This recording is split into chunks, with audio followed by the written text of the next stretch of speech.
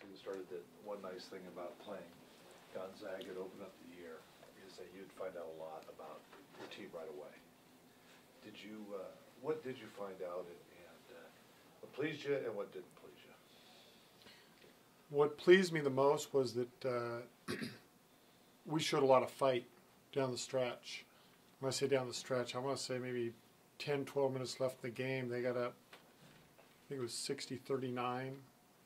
And then at one point it was about 63-42. And yet, a lot of teams would have thrown the towel in or just kind of gotten a situation where they would not have been mentally tough. And yet I thought our guys battled back with tough, aggressive basketball. And I really liked that. That was big to see. What isn't a huge surprise but was disappointing is just the fact that we struggled in the paint.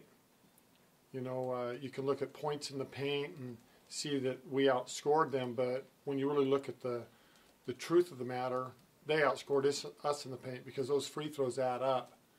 And Zachary goes 13 for 13, and he was getting fouled right near the basket. And we've got that hurdle to try to get over of being able to compete inside 10 feet. Abe helped you in that regard? There's no doubt he would have helped us some.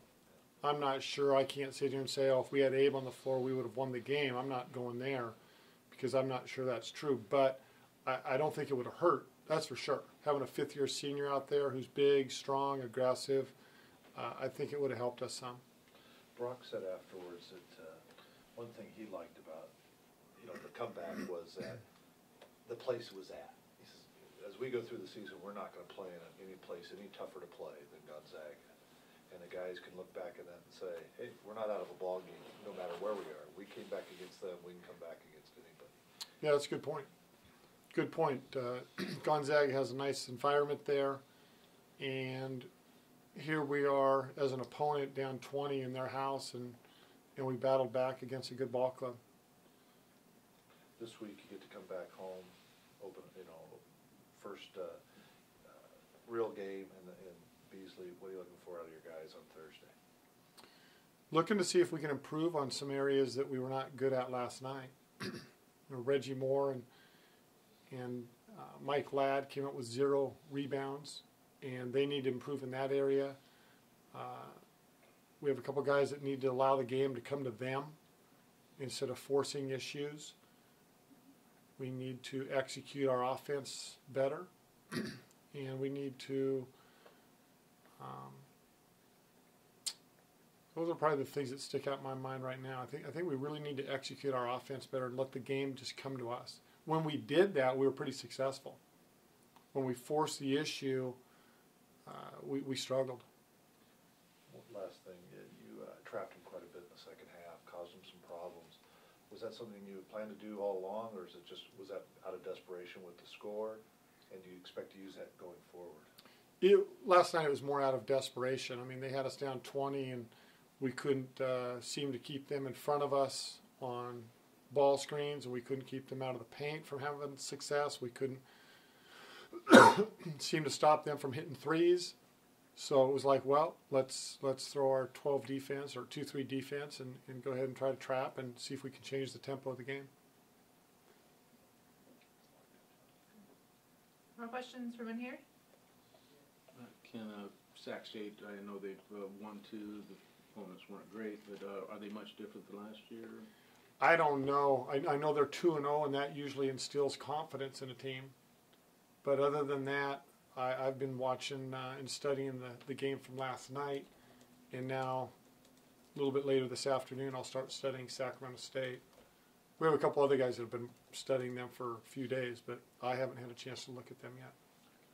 Is there an advantage to the fast turnaround coming off a loss? You can just quickly get that out of their mind and get focused on the next game pretty quick.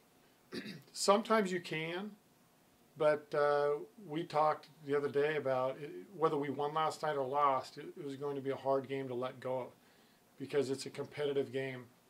And so we need to turn the page and get on with Sac State right away and get ready for Thursday. Any more questions for Coach from the phone? Yeah, Ken, if you had at least in your 3 years at WSU, if you had a freshman who's been as, composed and ready as Devontae Lacey. Reggie was similar to that. His first year, I thought he was pretty good. I'm not sure if he was as composed, but he was good. In fact, as I recall, that first 6, 7, 8 games of Reggie's freshman year, his assist turnover ratio was really, really good. The other kid that was really composed is Xavier Thames that first year. He was averaging about 20 minutes a game, and I thought he was really under control. He wasn't scoring like Devontae so far, but that's just one game for Devontae.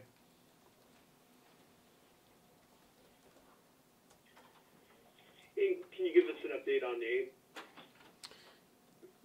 Right now, he's going to see the doctor, or trainer rather, this afternoon, and we're just taking that almost day by day. But he's questionable for Thursday, that's for sure. Did he try? I mean, did he come out and warm up just to see how it felt, to see if he No. could go? I mean, because he No. didn't warm up. No, we knew he was not going to play, Okay. and he asked me if, do you want me to suit up or be in street clothes? And I thought, nah, go ahead and suit up and just go through warm-ups. But we knew he was not going to play after shoot-around yesterday. His foot still is fairly tender. Yeah, it looked like